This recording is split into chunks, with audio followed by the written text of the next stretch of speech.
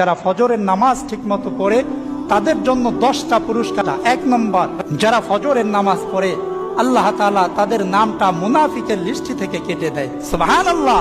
2 নম্বর, যে ব্যক্তি ফজরের নামাজ পড়ে তার দিনটা শুরু করে সারা দিনের জিম্মা আল্লাহ তাআলা নিয়ে নেন, সুবহানাল্লাহ। 3 নম্বর, যারা ফজরের নামাজ পড়ে তাদের পক্ষে ফেরেশতারা সাক্ষ্য দেয়। 4 নম্বর, যে ব্যক্তি এশারের নামাজ পড়ে ঘুমায় আবার ফজরের নামাজ পড়ে, হাদিস শরীফের মধ্যে এসেছে আল্লাহর পয়গম্বর সাল্লাল্লাহু আলাইহি ওয়াসাল্লাম বলেন, এই ব্যক্তি এশারের নামাজ পড়ে ঘুমায় আবার উঠে ফজরের নামাজ পড়ে, আল্লাহ তাআলা ওই ব্যক্তির আমলনামায় সারা রাত দাঁড়ায়া দাঁড়ায়া নফল নামাজ পড়ার সওয়াব দান করে দেন।